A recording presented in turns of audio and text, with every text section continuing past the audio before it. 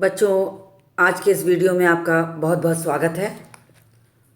मैंने आपको निदा फाजली द्वारा रचित अब कहाँ दूसरों के दुख से दुखी होने वाले पाठ से आपको पाठ की व्याख्या और मौखिक प्रश्नों तक की चीज़ें मैंने आपको करा दी हैं। संभवतः आपने उसके पहले की सारी चीज़ें देख ली होंगी।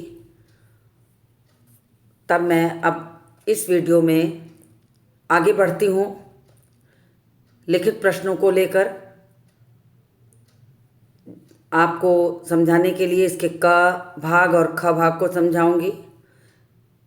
क भाग को आप लघु प्रश्न की तरह समझिए और मौखिक का अति लघु प्रश्न में आ जाता है, तो लघु प्रश्न की संज्ञा दी जा सकती है। इसको 25 से 30 शब्दों के है। तो मैं एक एक प्रश्न आपको समझाती हूँ, फिर आप इसके उत्तरों को लिखिएगा। तो इसका पहला प्रश्न है, अरब में लश्कर को नूह के नाम से क्यों याद करते हैं? इसका पहला प्रश्न मैं दोहरा देती हूँ कि अरब में लश्कर को नूह के नाम से क्यों याद करते हैं। अब मैं आपको इसका उत्तर बता दूं कि अरब में नूह नाम के एक पैगंबर थे जिनका असली नाम था लश्कर। वे अत्यंत दयालु और संवेदनशील थे। एक बार एक कुत्ते को उन्होंने दुत्कार दिया था, तो उस कुत्ते ने जवाब दिया, जो दुत्कारने पर बहुत दुखी हुआ, तो उसने जवाब दिया और कि न मैं अपनी मर्जी से कुत्ता हूँ और न तुम मनुष्य। तो इस तरीके से वो बहुत दुखी हुए और उम्र भर उसको दुत्कारने का पश्चाताप करते रहे। अपने करुणा भाव के कारण ही वे नूह के नाम से याद किए जाते हैं। तो अरब में लश्कर को इसीलिए नूह नाम से याद किया जाता है। अब मैं आपको दूसरे प्रश्न पर आके उसके समझाती हूँ। दूसरा प्रश्न पहले पढ़ती हूँ, फिर उसके बारे में बताऊँगी। तो लेखक की माँ किस समय पेड़ों के पत्ते तोड़ने के लिए मना करती थी और क्यों?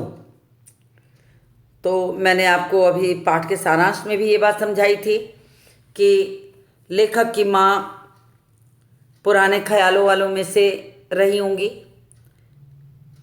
जैसा कि हम लोग भी सुनते आते थे कि पेड़ पत्तों में भी जान होती है, ऐसा हम लोग अपने बचपन में सुनते चले आए थे। उन्हें नुकसान नहीं पहुंचाना चाहिए, उसके पीछे कोई भी धारणा रही हो, मगर ऐसा ही हम लोगों को सिखाया जाता था। तो लेखक की माँ ने भी संभवतः ऐसे ही सिखाया होगा, उसी धारणा को लेकर ये प्रश्न बना होगा। लेखक की माँ पशु पक्षियों के प्रति ही नहीं बल्कि पेड़ पौधों के प्रति भी संवेदनशील थीं। वे सूरज छिपने के बाद पेड़ों के पत्ते तोड़ने से मना करती थीं। उनका मानना था कि ऐसा करने पर पेड़ों को दुख होगा, वे रोते हैं, बद्दुआ देते हैं। तो इस तरीके से लेखक की माँ ने ये लेखक को समझाया कि शाम होने के बाद पेड़ों के पत्ते नहीं तोड़ने चाहिए, पेड़ बद्दुआ देते हैं। और मना करने का कारण यही था कि किसी तरह प्रकृति को नुकसान न मिले, तो बद्दुआ देने के लिए कहकर वे लेखक को मना करती हैं। फिर तीसरा प्रश्न है, प्रकृति में आए असंतुलन का क्या परिणाम हुआ? तो तीसरा प्रश्न का है कि प्रकृति में आए असंतुलन का क्या परिणाम हुआ? तो प्रकृति में आए असंतुलन का परिणाम इस प्रकार है, मैं आपको समझा दूँ कौन कौन से परिणाम हुए। आप लोग भी आज के दौर में हैं, आप जानते होंगे कि प्रकृति के असंतुलन के कारण कितनी कठिनाइयाँ हम झेल रहे हैं। न हमें शुद्ध वायु मिलती है, न कोई स्वच्छ स्थान मिलता है। जब भी देखें तो कभी न कभी कहीं न कहीं से कोई आपदाओं की चीज़ हम सुनते रहते हैं। तो इन्हीं चीज़ों को इसमें दिखाना है क्रमवार तरीके से पॉइंट बना के। तो आप लिखेंगे कि प्रकृति में आए असंतुलन का दुष्परिणाम बहुत भयंकर हुआ कि विनाशकारी समुद्री तूफान आने लगे। सुनामी जैसी घटनाएं तो आपने सुनी होंगी। तो समुद्री तूफान आए दिन सुनाई पड़ने लगे और गर्मी अपनी चरम पर आ गई, अत्यधिक गर्मी पड़ने लगी, असमय बरसातें होने लगी, धन जन की हानि होने लगी, समय पे बरसात न होने से फसलों का नुकसान होने लगा, आंधियाँ और तूफान आने लगे, नए नए रोग उत्पन्न हो गए हैं, जिससे पशु पक्षी और मनुष्य असमय उसका शिकार होकर के परेशान हैं। तो इस तरीके से ये प्रकृति में आए असंतुलन का ही परिणाम होता है कि हम हर तरह की चीज़ों को झेलते हैं, क्योंकि हमने भी प्रकृति के साथ वही किया है। तो प्रकृति का जो नुकसान, हमने प्रकृति को नुकसान पहुंचाया तो प्रकृति ने हमारा नुकसान पहुंचाया। तो आज स्थिति देखिए, गर्मी पड़ती है तो अपने चरम पर, ठंड पड़ती है तो अपने चरम पर, बरसातें कभी समय से नहीं होती, कभी भुखमरी है तो कभी भूचाल है तो कभी समुद्री तूफान है। तमाम ऐसी आपदाएं आज रोज़मर्रा आप इसको सुनते होंगे। तो लेखक ने भी उन्हीं चीज़ों का वर्णन यहाँ किया है। तो अब मैं बढ़ती हूँ प्रश्न संख्या 4 की तरफ। लेखक की माँ ने पूरे दिन रोज़ा क्यों रखा? लेखक की माँ ने पूरे दिन रोज़ा क्यों रखा? तो मैंने कहानी पाठ जब मैंने पूरा आपको समझा लिया, उसकी व्याख्या समझा दी, तो मैंने आपको अंत में पाठ का सारांश भी बताया कि आपको जो चीज़ें हैं वो याद हो जाएं। तो मैंने उस समय बताया था कि लेखक की माँ ने पूरे दिन रोज़ा क्यों रखा। तो लेखक की माँ एक तो सबसे पहली बात कि धार्मिक विचारों वाली थी। वे मनुष्य से ही नहीं पशु पक्षियों से भी प्रेम करती थी। जब उनके घर के दालान में कबूतर ने 2 अंडे दिए और उस अंडे में से एक बिल्ली ने तोड़ दिया, तो उन्होंने सोचा कि क्यों न दूसरे को सहेज कर संभाल कर रख दिया जाए। उसे बचाने के लिए वो चाहती हैं कि हटा दें कहीं, लेकिन उनके हाथ से गिरकर टूट जाता है। जब टूट जाता है तो पछतावे में उनकी आंखों में आंसू आ जाते हैं, वो रोने लगती हैं। उन्हें समझ में नहीं आता कि वो प्रायश्चित कैसे करें। तो ईश्वर की प्रार्थना करने के लिए उन्होंने रोज़ा रखा, नमाज़ें पढ़ी कि बस किसी तरीके से सुरक्षित रहे, क्योंकि वो कबूतरों को तड़पते देखती हैं। तो प्रायश्चित के लिए उन्होंने पूरे दिन रोज़ा रखा कि उनसे जो गलती हुई है उसको वो ईश्वर की वंदना करके, प्रार्थना करके प्रायश्चित कर लें। तो लेखक की माँ ने पूरे दिन रोज़ा इसी कारण से रखा था कि उनसे जाने अनजाने एक गलती हुई थी कि उनके हाथ से गिरकर कबूतर का एक अंडा टूट गया था। ठीक है, तो मैं अब आगे बढ़ रही हूँ। 5वें प्रश्न को आपको समझाऊंगी। 5वां प्रश्न इस प्रकार है, लेखक ने ग्वालियर से बंबई तक किन बदलावों को महसूस किया? पाठ के आधार पर स्पष्ट कीजिए। तो लेखक ने ग्वालियर से मुंबई तक की यात्रा की थी, क्योंकि उनका पहले मकान ग्वालियर में था और बाद में मुंबई के वर्सोवा में रहने लगे। तो उन्होंने अपनी ज़िंदगी को ग्वालियर से मुंबई तक के दौर से देखा था, अनेक बदलाव देखे थे। तो उस बदलाव को ही यहाँ पर चित्रित करना है पाठ के आधार पर। तो आपको बताना पड़ेगा कि पहले आज जहाँ बस्ती है वहाँ पर पहले पेड़ पौधे हुआ करते थे, लेकिन धीरे धीरे लोग पेड़ पौधों को काट कर बस्ती बना लिए, बहुमंजिली इमारतें बन गई, लोग वहाँ रहने लगे। तो इस तरीके से लोगों के रहन सहन में बदलाव आया, चौड़ी चौड़ी सड़कें बन गई, लोगों के रहने की जगह सीमित हो गई, पशु पक्षी शहर छोड़ के चले गए। जो नहीं जा पाए किसी कारण से, वो किन्हीं किन्हीं घरों में आ करके वे घोंसले बना के रखते हैं। तो होता क्या है कि जिनके घरों में वो घोंसले बनाते हैं, उनके घरों के लोग रहने वाले भी घोंसले को हटा देते हैं, जाली लगा देते हैं। आपने पाठ के अंदर उदाहरण देखा था, मैंने आपको समझाया था। तो वो सारी चीज़ें लोग करने लगते हैं। तो यही बदलाव लेखक ने अनुभव किया था। आगे बढ़ते हैं और अब बारी है 6ठे प्रश्न की।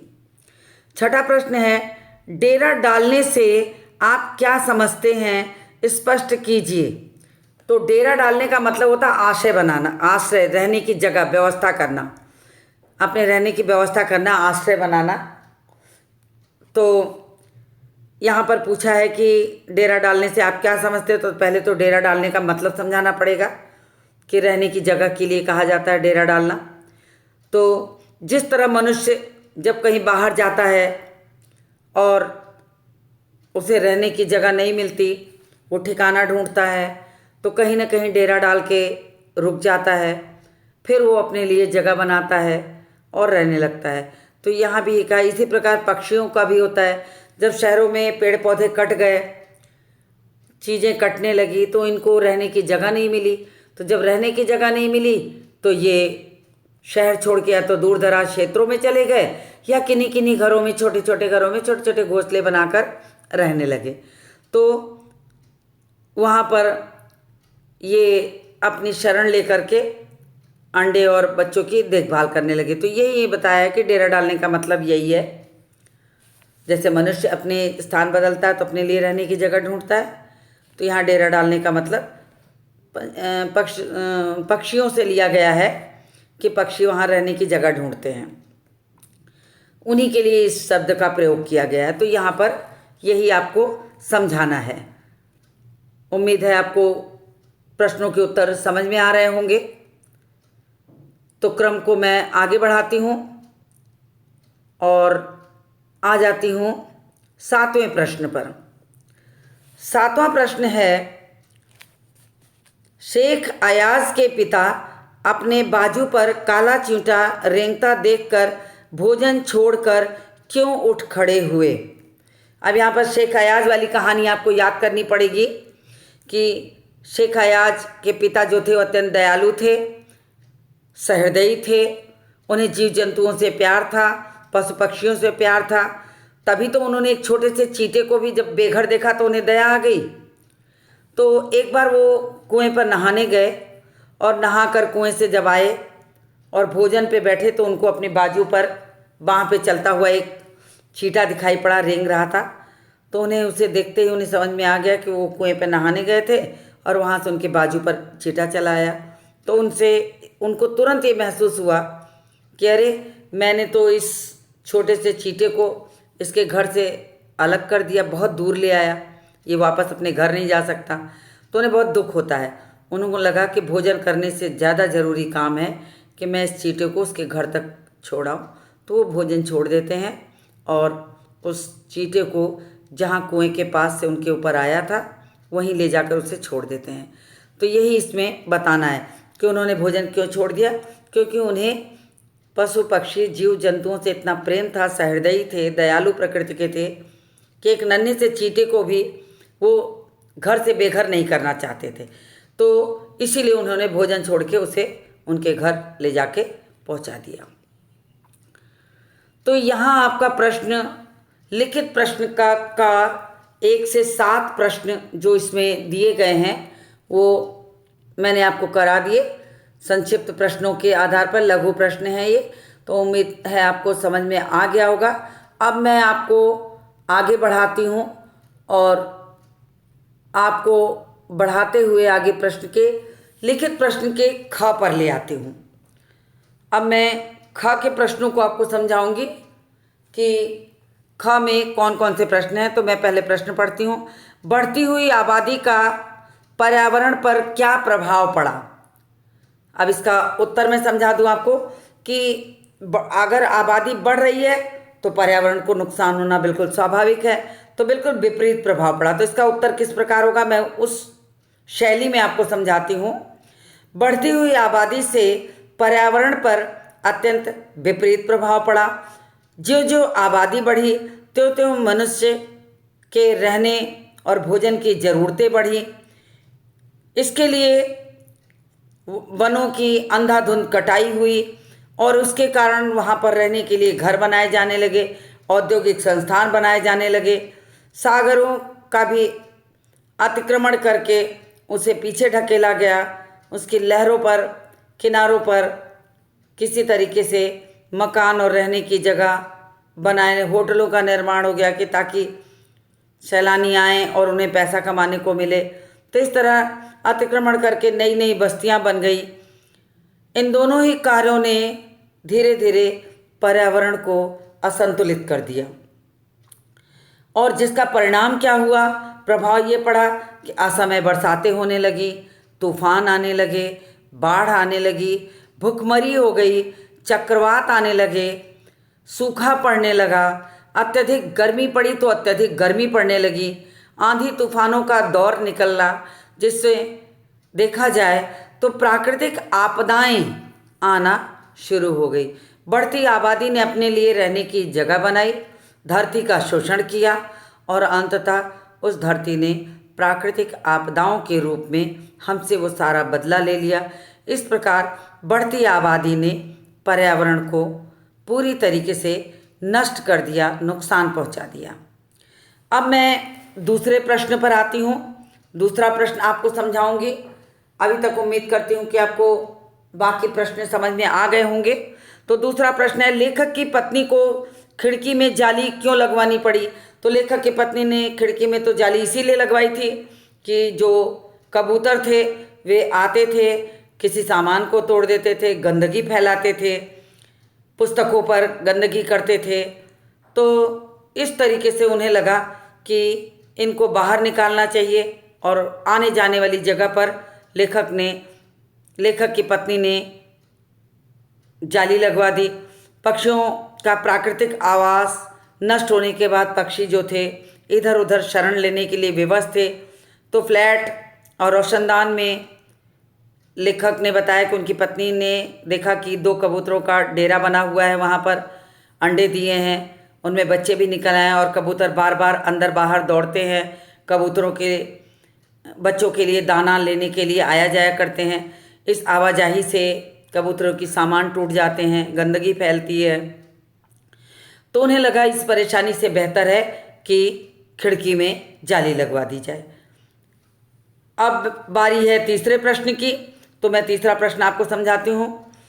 समुद्र के गुस्से की वजह क्या थी? उसने अपना गुस्सा कैसे निकाला? तो समुद्र के गुस्से की वजह क्या थी? बिल्डरों का लालच। बिल्डर क्या करते थे? अपनी स्वार्थपरता में अंधे होकर के बहुमंजिली इमारतें बनाते थे, वहाँ पर चीज़ें बनाते थे, लोगों को बेचते थे, पैसा कमाते थे। बिल्डरों ने लालच के कारण सागर के किनारे की जो धरती थी उसे कब्जा कर लिया, ऊंची ऊंची इमारतें बना दी, समुद्र को छोटा करते चले गए, समुद्र सिमटता गया और उसका स्वाभाविक रूप नष्ट होता चला गया। और अंततः समुद्र को भी एक दिन गुस्सा आ गया। जब उसने देखा तो उसने अपने गुस्से को उस 3 जहाज़ों पर निकाला और गेंद की भांति उछाल करके औंधे मुँह गिरा दिया। तो इस तरीके से उसने अपना गुस्सा निकाला। चौथा प्रश्न है, मट्टी से मट्टी मिले खो के सभी निशान, किसमें कितना कौन है, कैसे हो पहचान? इन पंक्तियों के माध्यम से लेखक क्या कहना चाहता है, स्पष्ट कीजिए। तो इन पंक्तियों के माध्यम से कवि ये कहना चाहता है कि संसार के सभी प्राणियों की रचना अनेक तरह से जैसे भी हुई है मिट्टी से ही हुई है। ये मिट्टी स्वाभाविक रूप होता है मिट्टी का, मिट्टी की स्वाभाविकता रंग और गंध में मिल चुकी है। अब ये सब मिलकर एक हो चुकी है। अब किस व्यक्ति में कौन सी किस्म की मिट्टी है इसकी पहचान नहीं की जा सकती। कहने का तात्पर्य क्या है कि अगर हमारा जन्म धरती से हुआ है, मिट्टी से हुआ है, तो वो मिट्टी कौन सी है, किसकी है, ये कोई मतलब नहीं है। ये मनुष्य का बनाया है। हम सभी मनुष्यों का जन्म धरती से हुआ है, मिट्टी से हुआ और मिट्टी में ही समाना है। तो यही वो कहना चाहते हैं कि इसकी पहचान अलग से नहीं की जा सकती। सारे निशान खोकर हम सिर्फ मनुष्य रह गए हैं। इसी तरह मनुष्य में भी सद्गुण और दुर्गुण का मेल हो जाता है। किसमें कितना सद्गुण है, कितना दुर्गुण है, ये कहना कठिन है। कौन प्रकृति को नुकसान पहुंचाता है, कौन प्रकृति को नुकसान नहीं पहुंचाता। तो इस तरीके से ये सारी चीज़ें लेखक यहाँ पर कहना चाहता है। अब जो ग प्रश्न है, निम्नलिखित के आशय स्पष्ट कीजिए। ये आशय स्पष्ट करना आपका होमवर्क है। इसलिए होमवर्क है कि मैंने पाठ की व्याख्या आपको समझा दी है। फिर भी मैं संक्षिप्त रूप से चर्चा करूंगी। बिल्कुल संक्षिप्त में व्याख्या करना आपका काम है। और कभी कभी ये व्याख्या के प्रश्नों को 5 नंबर में आपको उत्तर की तरह भी पूछा जाता है। तो आप व्याख्या ऐसी करिए कि आप उसको उत्तरों में परिवर्तित करके लिख सकें। तो पहला प्रश्न है, नेचर की सहन शक्ति की एक सीमा होती है। नेचर के गुस्से का एक नमूना कुछ साल पहले बम्बई में देखने को मिला था। अब इन्होंने ठीक वही बात कही है कि प्रकृति अत्यंत सहनशील और उदार स्वभाव वाली है, लेकिन अगर हम उसके साथ ज्यादती करते जाएंगे तो उसका शोषण का कोई अंत नहीं है। अगर हम उसका शोषण निरंतर करेंगे तो उसके भी सहने की एक सीमा है, फिर वो सह नहीं सकती। बदले में किसी न किसी तरीके से हमें उसकी विनाश लीला का शिकार होना पड़ता है। न समय पे बरसातें होंगी, न फसल होगी, भूखा आएगा, भूकंप आएगा। तो यही कहते हुए जो नेचर ने अपना नमूना दिखाया था बम्बई के 3 जहाज़ों को गेंद की तरह उछालकर, यही सारी चीज़ें यहाँ पर विस्तार से समझानी होगी। तो आगे बढ़ते हैं और दूसरे प्रश्न की चर्चा करते हैं कि दूसरा प्रश्न आशय का है, जो जितना बड़ा होता है उसे उतना ही कम गुस्सा आता है। तो इन्होंने कहा कि इतिहास गवाह है, बड़े बड़े लोग प्रायः शांत स्वभाव और उदार प्रकृति के होते हैं, क्रोध से दूर होते हैं, सहनशीलता भी अधिक होती है, परंतु जब उन्हें क्रोध आता है तो क्रोध विनाशकारी होता है। यही स्थिति जो होती है समुद्र की भी उन्होंने कहा। समुद्र पहले सहनशील था, अति जब हो गया उसे सिमटते सिमटते ये स्थिति आई कि अंततः उसने अपना क्रोध प्रकट कर दिया, तूफान बन करके विनाशकारी लीला दिखाई, जहाज़ों को उठा के पटक दिया। इस तरह की घटनाएं सुनने को मिलती हैं। तीसरे प्रश्न की चर्चा करते हैं। इस बस्ती ने न जाने कितने परिंदों चरिंदों से उनका घर छीन लिया। इनमें से कुछ शहर छोड़कर चले गए हैं और जो नहीं जा सके उन्होंने यहाँ वहाँ डेरा डाल दिया। तो लेखक ने जो उदाहरण दिया था उसी उदाहरण को यहाँ समझाया है। लेखक ने देखा कि जब जंगलों की कटाई हो गई, समुद्र सिमटने लगा, बहुमंजिली इमारतें बन गई, तो कुछ तो परिंदे उड़कर अन्यत्र स्थानों पर चले गए और कुछ ऐसे थे जिनको कहीं जाने की स्थिति नहीं बनी या समझ नहीं पाए। वो किन्हीं किन्हीं घरों के रोशनदानों में घोंसले बनाकर रहने लगे। शहरों से दूर कुछ चले गए, कुछ का अता पता नहीं कि वो पक्षी की प्रजाति कहाँ चली गई, और इस तरीके से वे मजबूर होकर इधर उधर डेरा डाल करके रहने लगे। उनके साथी दूर कहीं छोड़ कर उन्हें चले गए। शहरों में अब कहीं कहीं ही कुछ जीव जंतु पशु पक्षी घोंसले में रहने के लिए विवश हैं, पेड़ों का स्थान नहीं है। ये सारी चीज़ें इस व्याख्या के अंतर्गत आपको बतानी होगी। चौथा है, शेख अयाज के पिता बोले, नहीं यह बात नहीं है, मैंने एक घरवाले को बेघर कर दिया। उस बेघर को कुएं पर उसके घर छोड़ने जा रहा हूँ। इन पंक्तियों में छिपी उनकी भावना को स्पष्ट कीजिए।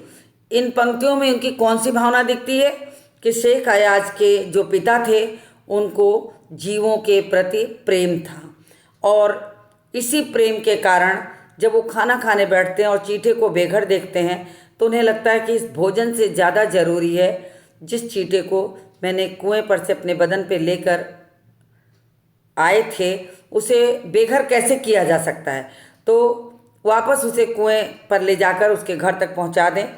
ये संवेदनशीलता, ये दयालुता का भाव था जिसके कारण एक नन्हे से चींटे के लिए भी उन्होंने ये सारी चीज़ सोची। तो उनके अंदर दया भाव था, उनके अंदर संवेदना थी, वो जीवों के प्रति प्रेम करते थे। ये सारी चीज़ें दिखाई पड़ी। थोड़ी सी चर्चा मैं आपको कर दूं भाषा के प्रश्नों पर। यद्यपि इसमें जो प्रश्न हैं भाषा के, उनमें से बहुत सारे प्रश्न जो हैं वो आपको नहीं आते हैं। तो इन प्रश्नों को प्रश्न संख्या 1 जिसमें कि कारक पूछा गया है, ऐसे प्रश्न आपको परीक्षाओं में नहीं पूछे जाते। बहुवचन रूप लिखने को है, ये भी पूछे जाते थे। इन सब चीज़ों को सिर्फ जानकारी के लिए है, जिनको आप छोटी कक्षाओं में जानते आए होंगे, समझते आए होंगे। वचन है, कारक है, ये सारी चीज़ें आप छोटी कक्षाओं में पढ़े हैं, तो इनको हम चर्चा ना भी करें तो इन प्रश्नों को आप कर सकते हैं, जानते हैं। यद्यपि यदि मैं बात करूं बोर्ड परीक्षाओं की, तो बोर्ड परीक्षाओं में भाषा अध्ययन से ऐसे प्रश्न आपको परीक्षाओं में नहीं पूछे जाते। तो ये सिर्फ आपके ज्ञानवर्धन के लिए सारी चीज़ें हैं कि आपको कभी भी व्याकरण की त्रुटि हो, व्याकरण से संबंधित चीज़ें हो, तो वो आपको आनी चाहिए। ये सारी चीज़ें इसमें पूछी गई। तो पहले प्रश्न में कारक पहचानने के लिए है। अगर आपको जानकारी चाहिए तो मैं थोड़ा सा उसका परिचय करा दूं। माँ ने भोजन परोसा, कर्ता कारक। मैं किसी के लिए मुसीबत नहीं हूँ, संप्रदान कारक। मैंने एक घर वाले को बेघर कर दिया, तो मैंने तो हो गया आपका कर्ता कारक, घर वाले को आपका कर्म कारक। कबूतर परेशानी में इधर उधर फड़फड़ा रहे थे, अधिकरण कारक। दरिया पर जाओ तो उसे सलाम करो, दरिया पर जाओ में पर आया है तो अधिकरण कारक, और उसे सलाम करो यानी कर्म कारक, यानी उसे मतलब दरिया को, तो दरिया एक कर्म हुआ तो दरिया को तो कर्म कारक हो गया। फिर आपको दिया है नीचे दिए गए शब्दों को बहुवचन रूप में लिखिए। चींटी, घोड़ा, आवाज़, बिल, फौज, रोटी, बिंदु, दीवार, टुकड़ा। तो ये बहुवचन, चींटी से चींटियाँ, घोड़ा से घोड़े, आवाज़, आवाज़ें, बिल, बिलें, फौज, फौजें, रोटी, रोटियाँ, बिंदु, बिंदुओं, दीवार, दीवारें, टुकड़ा, टुकड़े। तो ये बहुवचन बहुत छोटे क्लास में सभी बच्चे करते हैं, आप लोग भी किए होंगे, तो ये सारी चीज़ें आपको स्वतः आती होगी। फिर भी पुस्तक के अंत में भाषा अध्ययन में दिया है, तो मैंने उसे आपको चर्चा के दौरान समझा दिया ताकि किसी भी तरह की आपको कोई कठिनाई न हो। अब तीसरा प्रश्न है नुक्ता। नुक्ता आप लोगों ने कक्षा 9 में पढ़ा होगा। नुक्ता के शब्द, नुक्ता कहाँ लगता है, ये सारी चीज़ें। तो मैं प्रश्न पढ़ दूँ, ध्यान दीजिए। नुक्ता लगाने से शब्द के अर्थ में परिवर्तन हो जाता है। पाठ में दफ़ा शब्द का प्रयोग हुआ है जिसका अर्थ होता है बार, गणना, कई दफ़ा, कई बार। और दफ़ा कहते हैं, दफ़ा 302, दो शब्द है दफ़ा। एक होता है हम आपसे बोलें कि कई दफ़ा मैं उस स्थान पे गया पर आप नहीं मिले, तो यहाँ बार का अर्थ हो जाएगा दफ़ा। लेकिन अगर मैं कहूँ कि अपराधी पर दफ़ा 302 का मुकदमा लगा, तो इस दफ़ा का जो मतलब है वो कानूनी कार्रवाई का है। लेकिन इसे आपको कभी कभी ऐसे हिंदी में बहुत सारे शब्द आते हैं, तो इसे आपको समझना पड़ेगा। यदि इस शब्द में नुक्ता लगा दिया जाए तो शब्द बनेगा दफ़ा, जिसका अर्थ होता है दूर करना या हटाना। यहाँ नीचे कुछ नुक्ता युक्त और नुक्ता रहित शब्द दिए जा रहे हैं, उन्हें ध्यान से देखिए और अर्थगत अंतर को समझाइए। तो ये प्रश्न आपका कक्षा 9 का है, 9th में आपने ये सब पढ़ा था। तो इन प्रश्नों को पर बहुत ज़्यादा ध्यान देने की आवश्यकता नहीं है, सिर्फ ये ज्ञानवर्धन के लिए है। तो मैं ये मानती हूँ कि भाषा अध्ययन में आपको ऐसी चीज़ें अभी उतनी ज़्यादा नहीं हैं इस पाठ में जिसको कि ये समझा जाए कि आपको समझाने की बहुत आवश्यकता है। तो आपको मैंने पाठ में सारी चीज़ें आपको बता दी हैं, और अब आपका काम है कि आप उन प्रश्नों को हल करिए, उत्तर को हल करिए, और अपने उत्तर को मुझे भेज के मेल करके उसका जांच कार्य करवाइए। इस तरीके से देखा जाए तो ये पाठ पूरा पूर्ण होता है। यहाँ पर थोड़ा सा परियोजना कार्य पर एक चर्चा कर लूँ कि अपने आसपास प्रतिवर्ष एक पौधा लगाइए और उसकी समुचित देखभाल कर पर्यावरण में आए असंतुलन को रोकने में योगदान दीजिए। ये एक आपका एक्टिविटी है कि आप एक पौधा लगाइए। कहा जाता है कि अगर आपका जन्मदिन हो तो उस जन्मदिन पर एक पौधा लगाना चाहिए और उसकी देखरेख करना चाहिए। तो आपको ये पता लगेगा कि आपने अपने कौन से जन्मदिन पर वो पौधा लगाया और वो कितना बड़ा हुआ। उसे देखकर आपको प्रसन्नता होगी, खुशी मिलेगी। तो एक तरीके से ये एक्टिविटी है, परियोजना कार्य है, जिसे आप आसानी से कर सकते हैं। तो और कोई बहुत कठिन कार्य नहीं है, आपके पास अगर थोड़ा भी स्थान है तो आप ये कर सकते हैं, उससे वातावरण शुद्ध होगा। फिर किसी ऐसी घटना का वर्णन कीजिए जब अपने मनोरंजन के लिए मानव द्वारा पशु पक्षियों का उपयोग किया गया है। तो ये आपके लिए सोचने की बात है। आप इसको सोचिए और फिर इसके उत्तरों को समझकर कभी एक्टिविटी के रूप में इसे करके देखिए कि कैसा है। तो यहाँ आकर आपके पाठ को मैंने पूर्ण किया और अब आपको मैंने पूरा पाठ समझा दिया। अब यहाँ पाठ पूर्ण हो रहा, आपका काम है कि आप प्रश्नों के उत्तर लिखें और मुझे मेल करें। तो ये वीडियो यहीं पर आकर समाप्त होता है और मिलते हैं अगले वीडियो में किसी और नए पाठ के साथ। धन्यवाद।